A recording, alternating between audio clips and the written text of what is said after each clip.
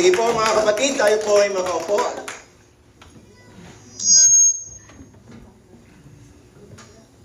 Your kids understand Tagalog or this? No? Okay. I'll try to speak in English. Amen. So good morning once again. And for those who are new here, I am Pastor Rafael. And welcome to Jesus Lord Global Ministries Spruce Grove Outreach. And for the information of everyone, we have also a church in Stony Plain.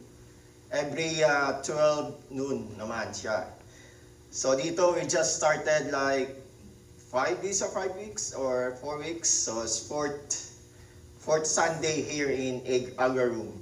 And see you again soon. Hopefully see you again on next Sunday. So our topic for today, or the topic of God for us today, is still in 1 Peter. So you still remember our topic for the last 3 Sundays is 1 Peter chapter 1. Now it's all about 1 Peter chapter 2, verses 1 to 10. Let's read the scripture first. Can you put in my PowerPoint?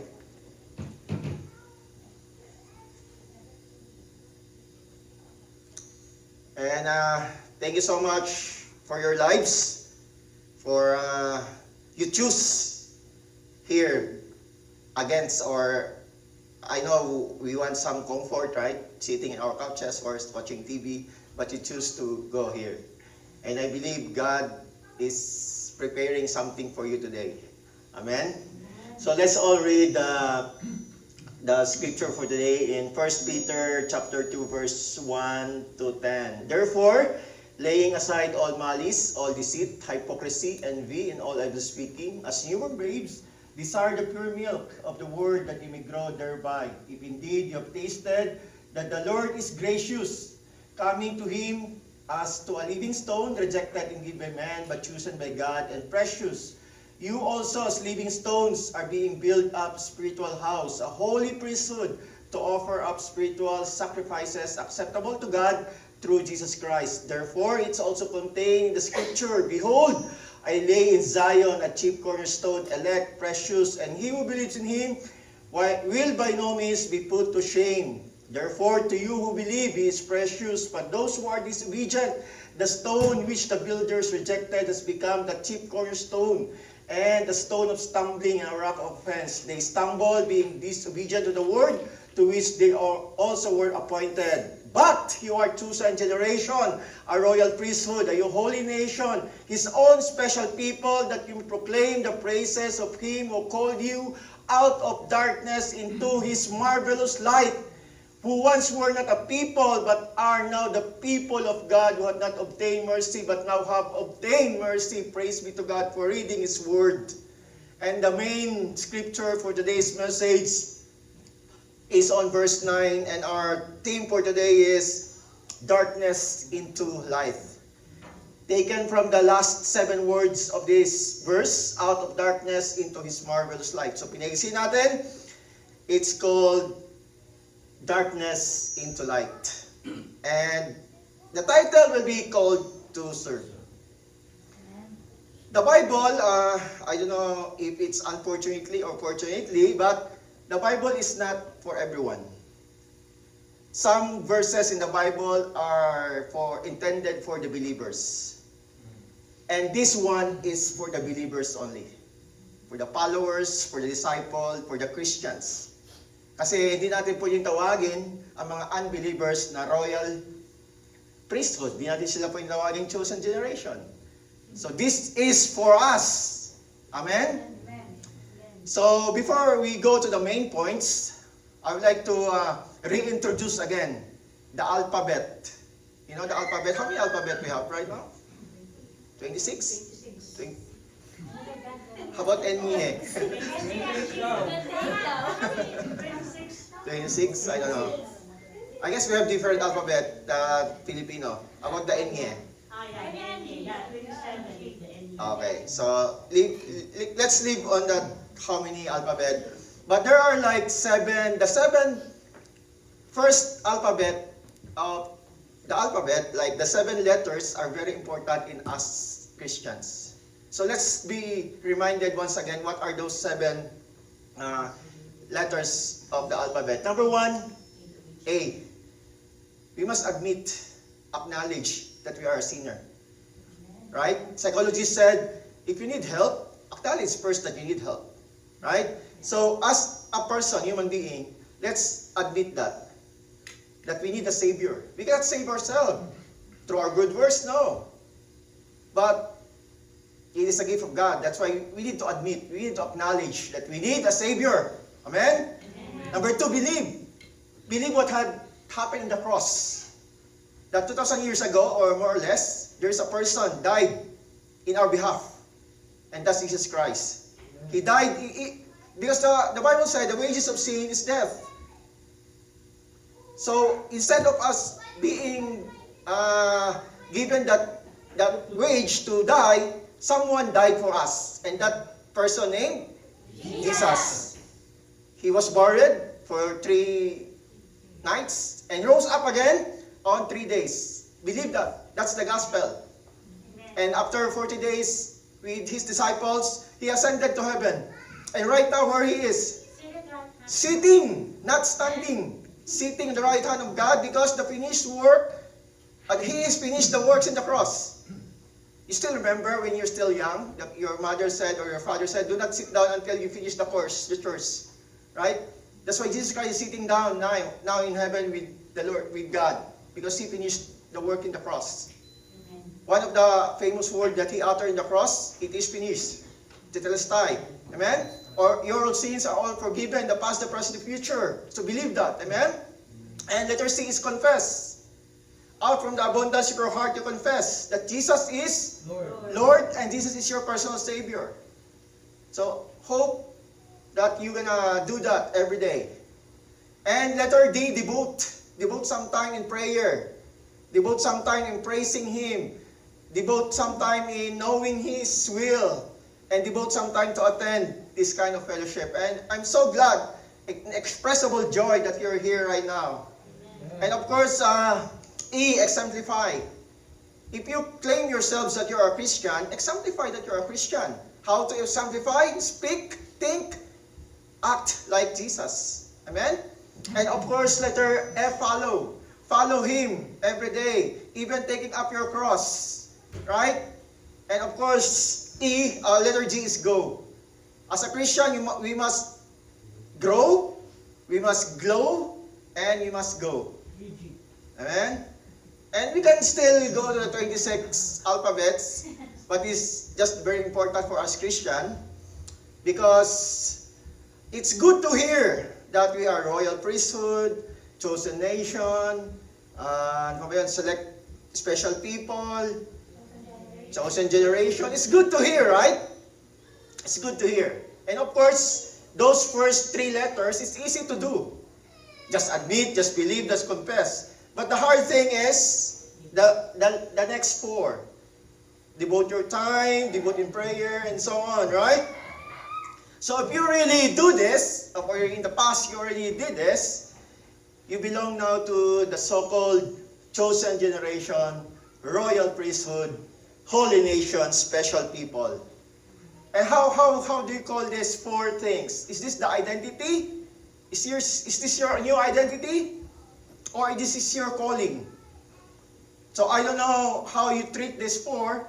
So maybe to end all those arguments, we can call this as identity/calling. Are you good? Amen. So no more arguments. So whatever you call this, identity or calling, as I mentioned, it's very good in our ears, right? But Superman said, or Spider-Man, but that great power comes with great responsibility, Spider-Man. It applies to here also. The greater identity, the greater calling comes with greater responsibility. There is responsibility attached to this calling, attached to your identity. My brothers and sisters, we're called to serve. We're saved, we're sealed to serve. Amen? So it's a good news that this is your identity right now. This is your calling right now, that you are a chosen generation, a royal priesthood, holy nation, special people. It's a good news. But there is still a better news for you today.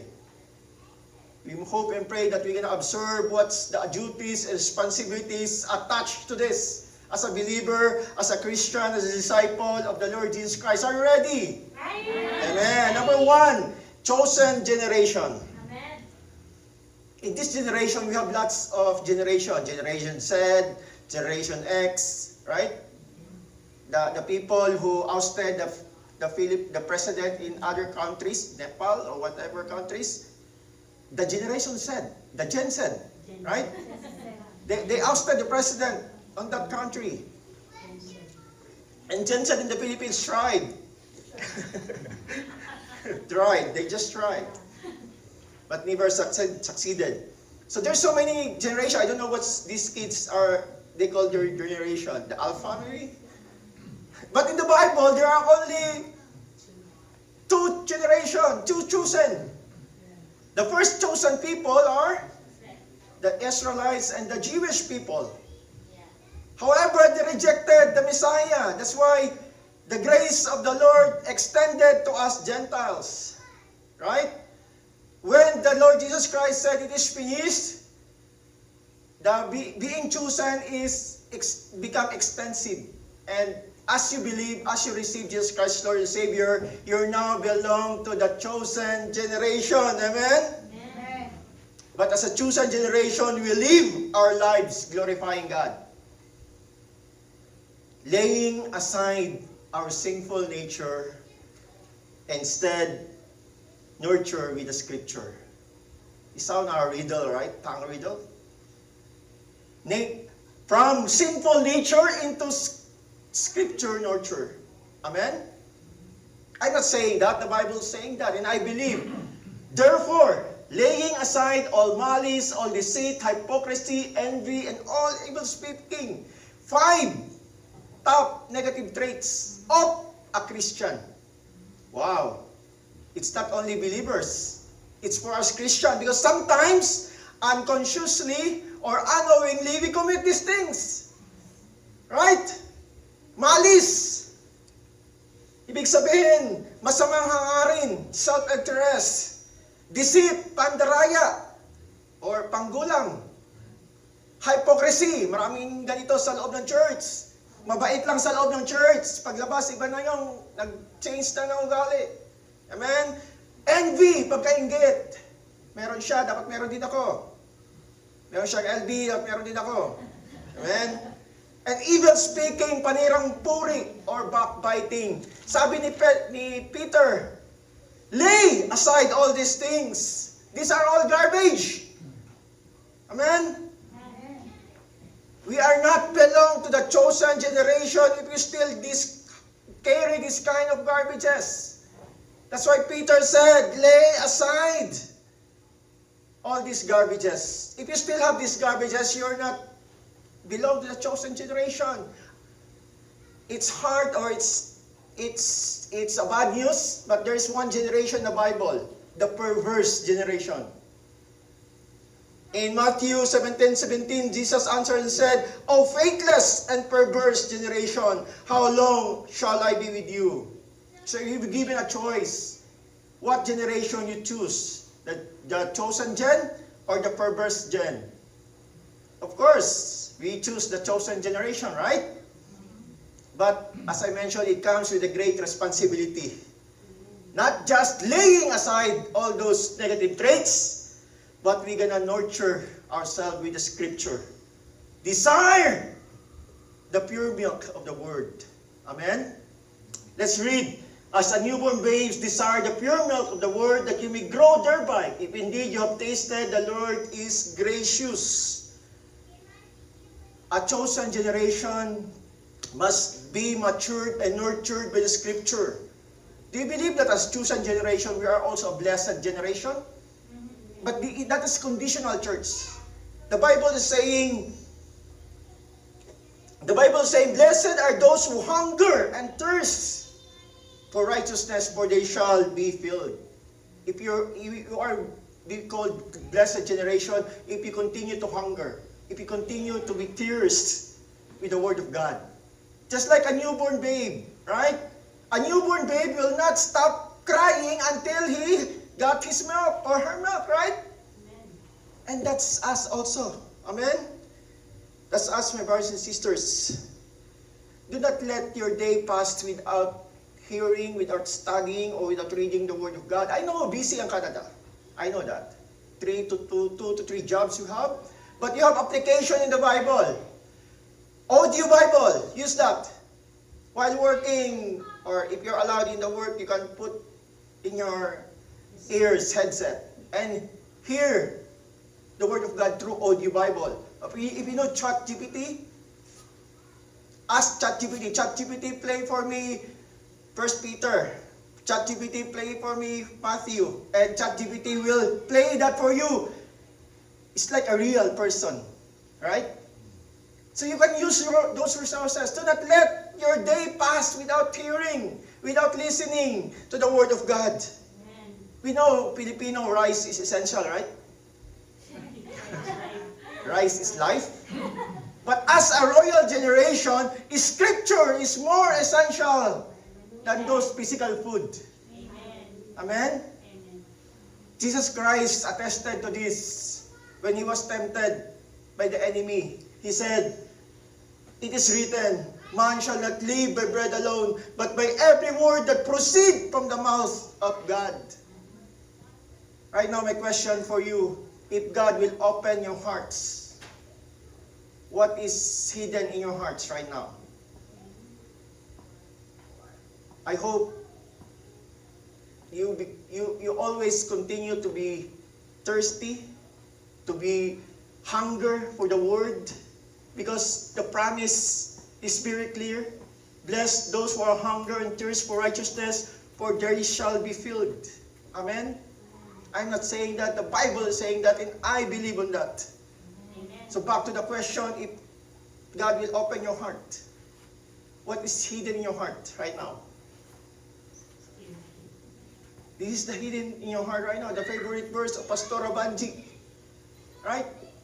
Your word I have hidden in my heart, that I may not sin against you. Amen? So a chosen generation is called out from sinful nature into Scripture nurture. Amen? Number 2, royal priesthood. But you are a chosen generation, a royal priesthood. Wow. Means we're having an access to our living God. Before in the Old Testament, they cannot come to the presence of God. They need a priest. But now in our generation, we don't need a priest. We don't need Mary.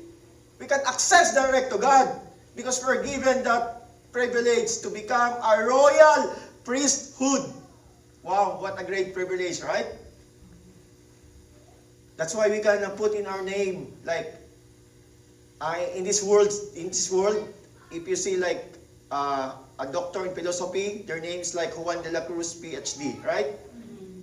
But as Christian, you can put also like that, like Christopher Makatangay, RP, Royal Priesthood, or CG, Chosen Generation, right? What a beautiful title, but it comes with a great responsibility. A royal priesthood is like coming out from ritual into spiritual sacrifices. And let's talk that later, but before that, we're going to read 1 Peter chapter 2, verse 4. Coming to Him as to a living stone, rejected indeed by men, but chosen by God and precious. This is the Lord Jesus Christ. When He came in this world, He was rejected by His people, right? He was rejected by His people. And God sent Jesus Christ as a living stone. Bakit? Kasi itong living stone na to, ang pupukpok sa ulo ng tao. Ang living stone na to, ang magbigay ng katisuran sa mga tao. Upang sila'y mahimasmasan sa kanilang kasalanan at karumihan. Amen? A stone of stumbling and a rock of offense. But Jesus rejected by His Jews, by the chosen people, the Jews. And as I mentioned a while ago, the salvation reached to us Gentiles. And now Jesus is our chief cornerstone. Still, if you imagine, Jesus Christ was rejected. So from rejection, it gives us relation. Amen? It gives us relationship because of that rejection. 1 Peter 2:6-7, therefore is also contained the scripture, behold, I lay in Zion a chief cornerstone, elect, precious, and he who believes in him will by no means be put to shame.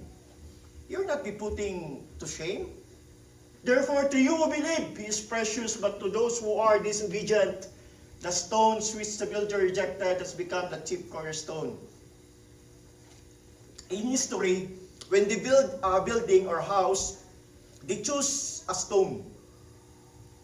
They will sort the stone. Which stone is the chief cornerstone? And that chief cornerstone will become the foundation of that building. Do you know why in the Philippines, I know you hear this news, you watch TV about this, why those flood control projects wash out? Because of the poor foundation, right? Substandard foundation. They are washed out. Of course, corruption. And of course, there is no chief cornerstone. Cornerstone is missing in their project. Sabi nga ni Bong Saging, Pastor Bong Saging, you know Pastor Bong Saging, CCF? Those contractors sounds like Christians. Their company name, Saint Timothy, Sir Gerard, Alpha and Omega. But the corruption is this sky's the limit.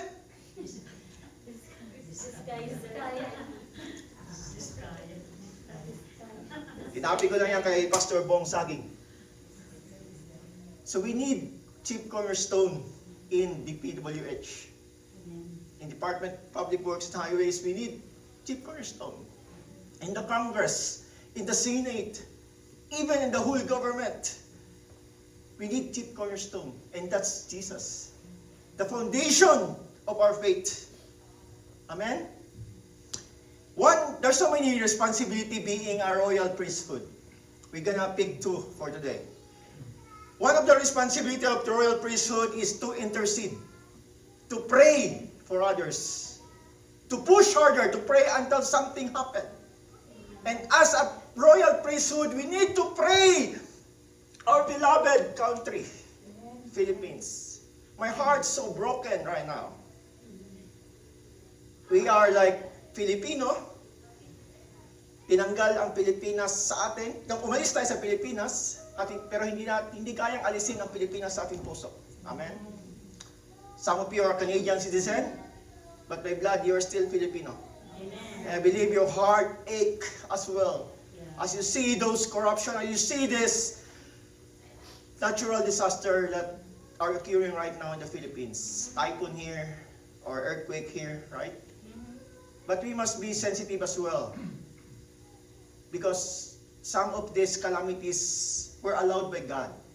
So people will call Him, seek His face, turn from their wicked ways. And what He said, I will hear their prayers and heal their land. Amen? That's why continue to pray for our country. One day we're gonna retire there, I guess. And another responsibility of a royal priesthood is from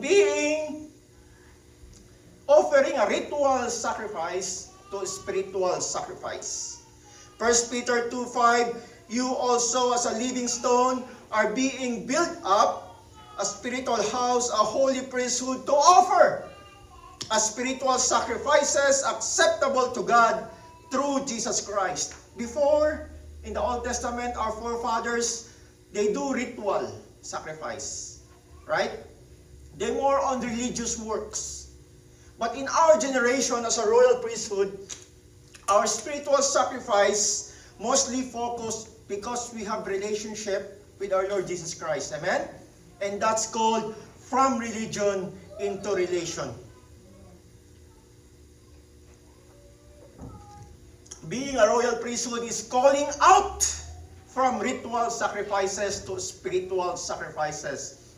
Calling out from a religion into a relation. This includes, your brothers and sisters, a holy lives, living a holy lives, doing good works, and praising God continually. The Bible is very clear. Therefore, I urge your brothers and sisters, in view of God's mercy, to offer your bodies as a living sacrifice, holy and pleasing to God. This is your true and proper worship. You're here right now. That's your sacrifice. You offer your body here right now. And God accepts that. God is so pleased with that. This is your true and proper worship. Amen? Hebrews 13:15-16, another therefore, by him let us continually offer the sacrifice of praise. If you mean continually, praise the Lord in all times. Sometimes we only praise God in times of good things. But in times of trouble, anxiety, depression, we cannot praise God. But the Bible is clear. Continually offer the sacrifice of praise to God. That is the fruit of our lips. Out of the abundance of our hearts, the mouth speaks. Giving thanks to His name. But don't forget to do good. Do good is the product of our salvation. We're not doing good to be saved. But we're doing good because we are saved. And share for with such sacrifices. God is well pleased. So that's the two responsibilities as a royal priesthood. We pray for others. Meaning from intervening to their lives. From interceding to their lives. Amen? From ritual to spiritual sacrifices. Amen? That's why, brothers and sisters, it's good to hear, right? But it comes with a greater responsibility. Chosen generation, royal priesthood comes with a greater responsibility. Now, let's go to the next one, the holy nation. It said, but you are chosen generation, a royal priesthood, a holy nation. Means believers, we are unified group of people who are set apart for God's use. We are set apart to be mightily used in God's kingdom, in the body of Christ, in the church. Lahat po tayo dito, we are all living stones. It's very clear. You are also a living stone, are being built up a spiritual house. Your spiritual house is the church. It is a responsibility of genuine believer to look for a local church, to look for a home church. And this church is one of your options. We're not forcing you. It's one of your options to be called your home church. Amen. It's not a perfect church in performance, but I believe in position, this is perfect. Same as you.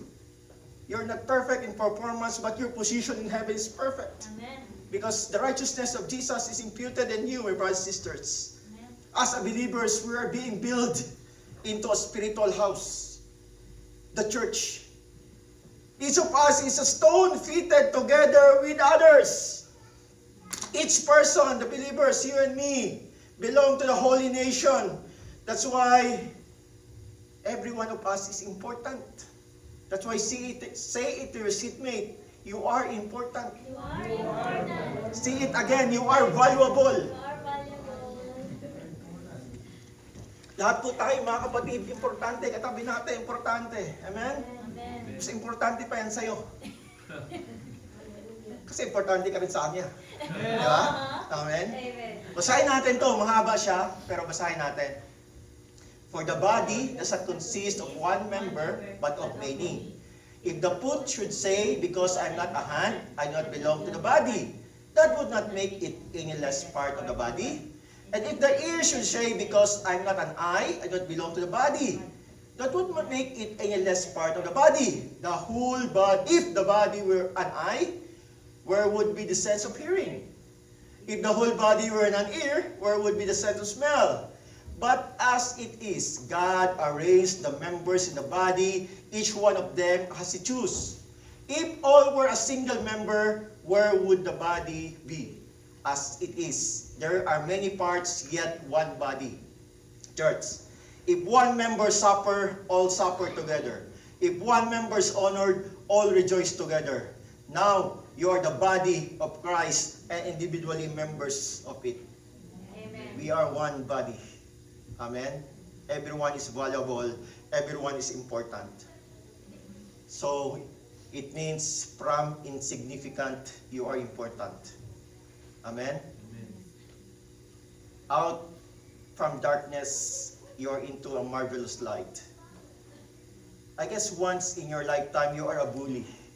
But now you are holy people of God. Amen? And lastly, you are a special people. You are a chosen generation, a royal priesthood, a holy nation, His own special people. Sometimes we stop on that. Okay na ako dun.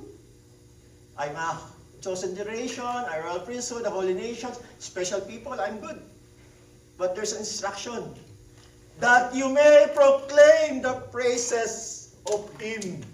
Amen? We are God's special people for a special purpose. Amen. Amen? We are created for nothing. We are created for something. Amen? Our spiritual roles, we are created from ordinary into special. But we need to perform to do the fourth piece. Not the fourth piece of the SWD. The fourth piece of being Christian. Pray, praise, preach, and proclaim. Amen? Calling out from being ordinary into special people to proclaim the praises of Him. Amen? We have this habit of procrastinating, but hopefully we're not doing that procrastination anymore, but we are doing the proclamation. From procrastinating into proclaiming. Sabi dito, you may proclaim the praises of Him. Amen? Psalm 22:3, God inhabits the praises of His people. And you know what? We are created to worship God. Amen. That's our purpose. So as we lift Him high, we are fulfilling our ultimate purpose as human beings, as His people. I'm not saying that the Bible is saying that, and I believe the people whom I form for myself, that they might declare my praise. Amen? And as we sang a while ago, in Psalms 156, let everything that has breath praise the Lord. Praise the Lord. Wow. What an awesome, wonderful, beautiful God that our sovereign God, all-powerful God, called out us from darkness into His marvelous light. Amen? Once we are in darkness, but now we are in the light. Amen? And saying to us right now, face to face, saying your name, He's saying to you, you are a chosen generation. You are a royal priesthood. You are a holy nation. You are a special people. Amen? Proclaiming the praise of Him. So as a chosen generation, let's wrap up this. We must grow. We must glow, and we must go according to the Scripture, not according to the Korean novella or to the series, but according to the Scripture. Amen? From sinful nature to Scripture nurture. Royal priesthood, we must pray for others, not intervening in their life, but interceding with them, to them. Amen? To bring not a ritual sacrifice, but spiritual sacrifice. Bringing our body as a living sacrifice. And a holy nation, we must have a home church to build us up. Every one of us is building up each other. We're not pulling down. We don't have that anymore, the crab mentality Filipino. We cast it down already. We're building up, pulling up us up. Amen? Involved in the ministry. This church is very new. And every one of you, my brothers and sisters, is so much welcome. You have a talent in praise and worship, you can use that with the Lord. Amen? In preaching, brother, you can use that. Everyone is welcome here. It's like a 4-week-old church. There's so many opportunity. And this rise up a deacon already. And next Sunday, come back here again. And we can witness the history. She's gonna deliver a word of God. Amen? So there's so much opportunity, brothers and sisters. Just like surrender, Lord, I'm surrendering my life. Use me mightily as what you want me to do. Amen? Special people. We are called to pray. We are called to praise. We are called to preach. And we are called to proclaim. Amen. God is so much, we can bless God by doing those praying, praising inside the church, right? But He is more blessed if we go out in this church to preach and proclaim His good news. Do not be satisfied that you are saved. How about your friends, your co-workers, your family? That's why preach and proclaim to them the gospel. There is a prophecy in the Old Testament. It's already fulfilled by the Lord Jesus Christ. Isaiah 61:1, the Spirit of the Lord God is on me, because the Lord has appointed me to proclaim good news to the poor. He has sent me to bind up the brokenhearted, to proclaim liberty to the captives. But this task is not finished yet. The works in the cross is finished, but the ministry of the Lord Jesus Christ is not yet finished. And the baton is passed to us to finish His ministry, to proclaim the good news to the captives, to free the brokenhearted, to heal the sick. Amen? To give freedom to the poor in spirit. That's our task, my brothers and sisters. In verse 10, it's very clear. Who once were not a people, but are now the people of God. Who had not obtained mercy, but now have obtained mercy. That's where at the moment, 8 p.m., our status must be people of God and obtain mercy. Meaning, from abandon into adoption. Amen. Amen? We are so privileged and have the great opportunity that we are all adopted sons and daughters of God into the kingdom of God. Amen? Amen. That's why, brothers and sisters, as a chosen generation, royal priesthood, a holy nation, but that belongs to the global church of Christ, can we all stand and sing this song as our personal prayer, our personal praise unto Him, our personal commitment to Jesus, to the world, to everyone, and of course to ourselves.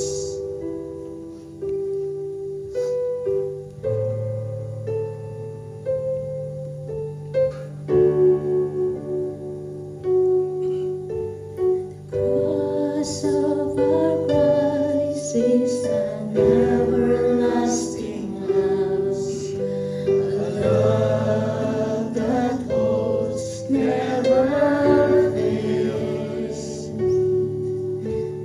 We will go toward Jerusalem with the tune of Christ, with no hesitation. We will stand. Let's sing it once again. The cross of our Christ is an everlasting love, a love that holds, never fails.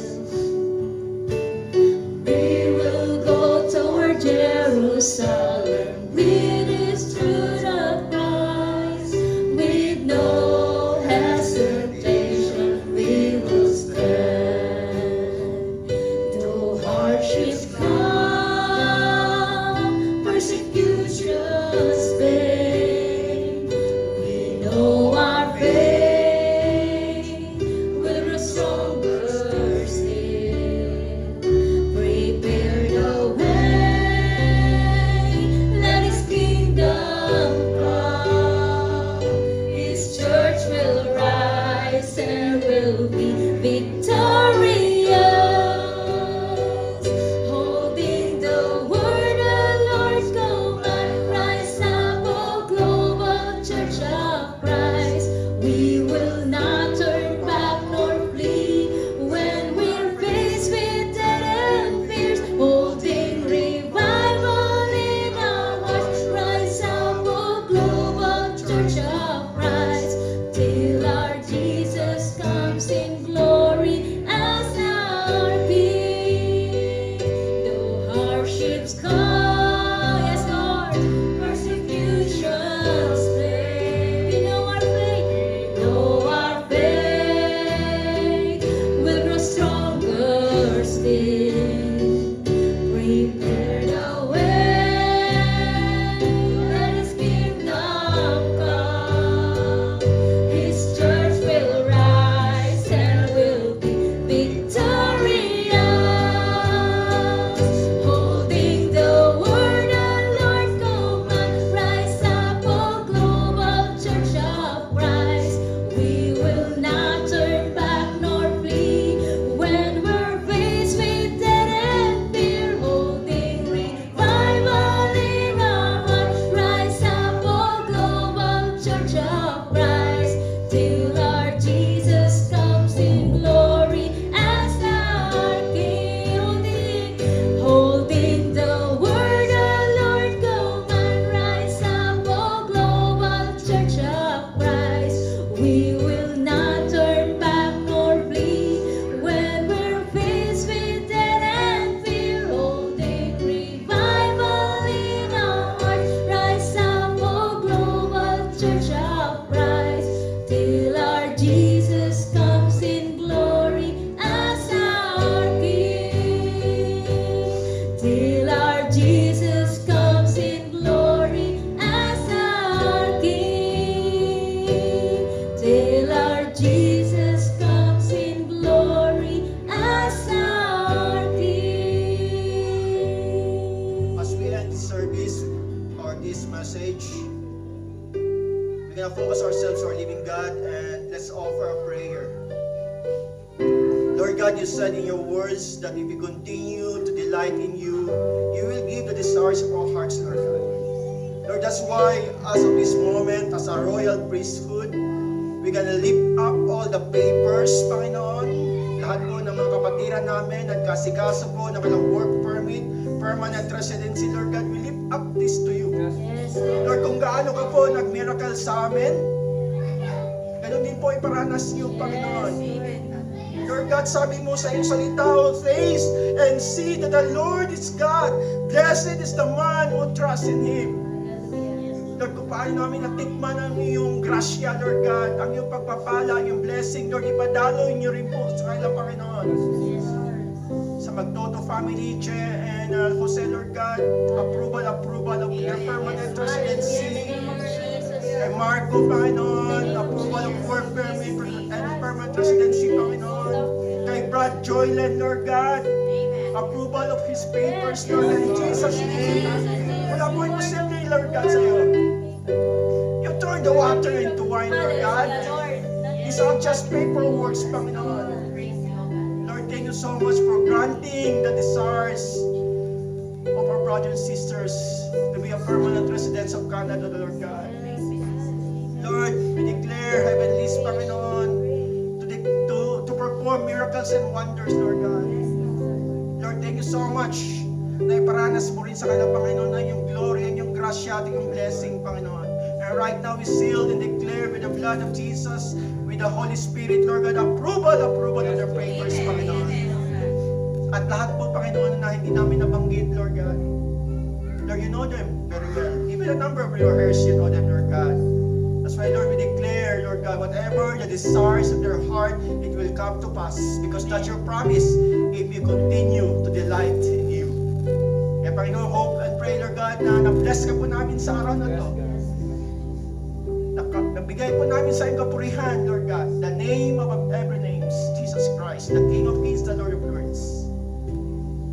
And Lord God, patuloy mo pagpalain ng bawat isa, even yung aming food food na pagsaluhan mamaya, Lord God. Continue to bless this food, that it will give nourishment to our physical body, and bless as well the hands, those hands that prepare those foods, Lord God.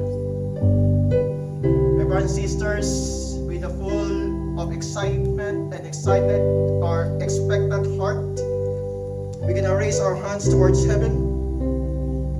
The Lord bless you, keep you, and even enlarge your territory.